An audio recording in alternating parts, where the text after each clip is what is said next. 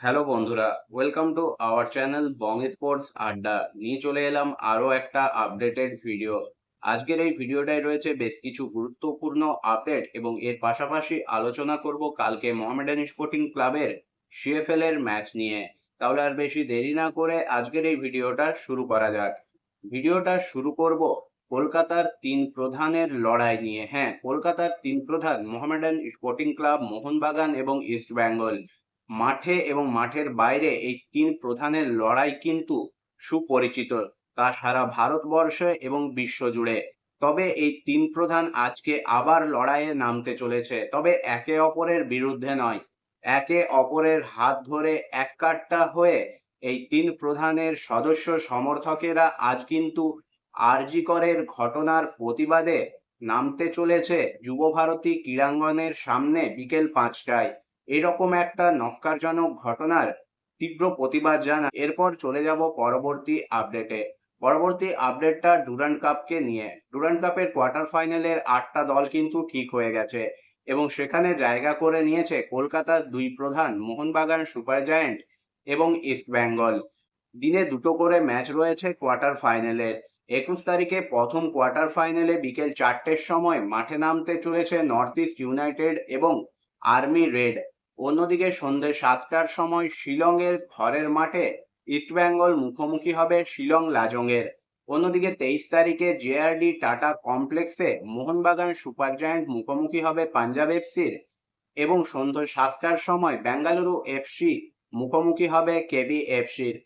Mohun Bagan super giant এবং East Bengal quarter ফাইনালের match জিতে যদি তাহলে সেমিফাইনালে প্রবেশ করবে এবং সেখানে জিতলেই আবারও কিন্তু আমরা দেখতে পাবো কলকাতা ডার্বি, যা কিন্তু গতবারের রিপিট টেলিকাস্ট হতে পারে।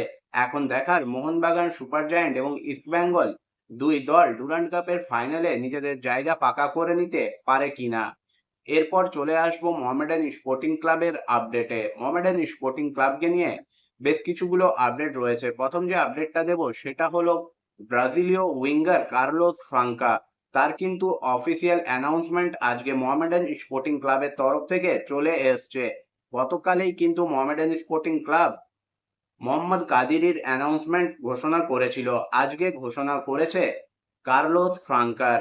এরপর চলে আসবো মোহামেডান স্পোর্টিং ক্লাব এবং আরিয়ানের মধ্যে কালকে হতে চলা সিএফএল এর ম্যাচ নিয়ে।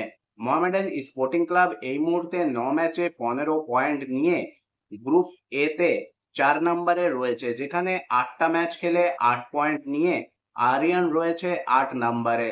লাস্ট 5টা ম্যাচে মোহামেডান স্পোর্টিং ক্লাব দুটো ম্যাচে জয় পেয়েছে, একটা ম্যাচে পরাজিত হয়েছে এবং দুটো ম্যাচ ড্র করেছে। পরপর সিএফএল এ কিন্তু দুটো ম্যাচ ড্র করেছে মোহামেডান স্পোর্টিং ক্লাব, প্রথমে ডায়মন্ড হারবার এফসির সঙ্গে এবং লাস্ট ম্যাচে তারা ড্র করেছে বিএসএস স্পোর্টিং ক্লাবের সঙ্গে। অন্যদিকে আরিয়ান ক্লাব কিন্তু লাস্ট 5টা ম্যাচে একটা ম্যাচেও জয়ের মুখ দেখেনি, তাদের অবস্থাও কিন্তু খুব খারাপ। এই মুহূর্তে মোহামেডান স্পোর্টিং ক্লাব যে জায়গায় দাঁড়িয়ে রয়েছে তাতে তাদেরকে যদি পরবর্তী রাউন্ডে যেতে হয় তাহলে কিন্তু লাস্ট 3টে ম্যাচে 3টেই জিততে হবে।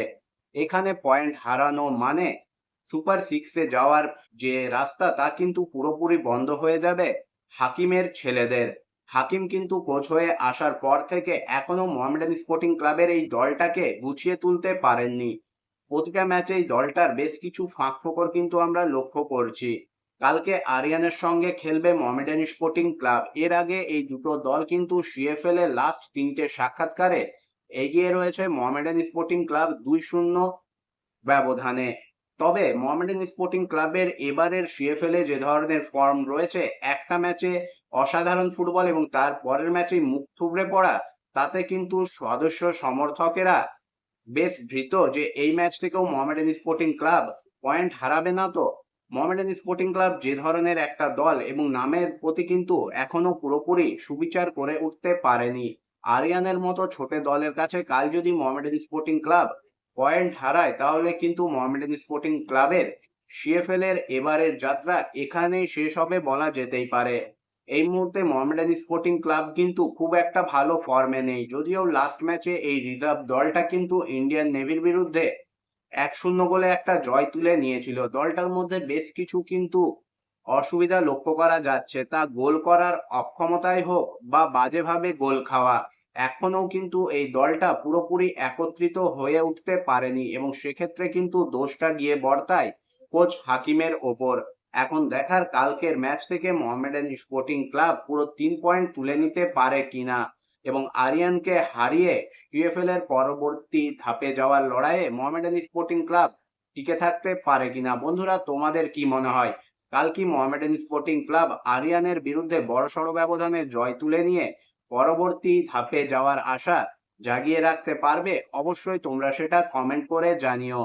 আজকের এই ভিডিওটা এই পর্যন্তই। ভিডিওটা ভালো লাগলে অবশ্যই লাইক, কমেন্ট এবং শেয়ার করে দিও।